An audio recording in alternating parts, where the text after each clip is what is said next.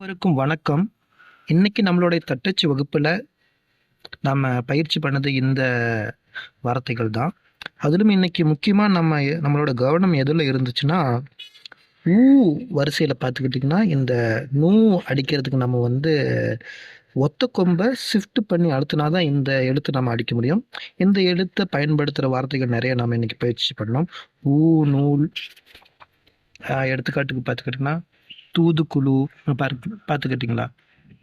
தூ தூ அடிக்கணும்னா நம்ம தூ அடிச்சுட்டு ஒத்த கொம்பை ஷிஃப்ட் அழுத்தினா தான் அந்த தூ நம்மளால் அடிக்க முடியும்.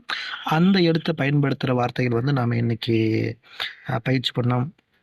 தூக்கணம், தூரிகை, நூதனம், நூற்பு, நூற்பட்டியல், இந்த மாதிரி வார்த்தைகளை நம்ம பயன்படுத்தணும். அதே மாதிரி புறநானூறு அப்படின்ற வார்த்தையில பாருங்க, இந்த நூவை நம்ம தட்டச்சு பண்ணனாலும் இந்த எழுத்தை நம்ம பயிற்சி பண்ணணும். ஸோ இதையும் இன்னைக்கு நம்ம பயிற்சி பண்ணணும்.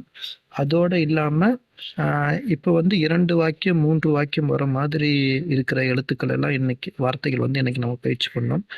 அது மட்டும் இல்லாமல் வடமொழி எழுத்துக்கள் ஷா, ஜா, ஸ்ரீ, ஜூ, அந்த எழுத்துக்களை பயன்படுத்தி அடிக்கிற சில வார்த்தைகள் நம்ம பயிற்சி பண்ணோம். ஸ்தாபனம்,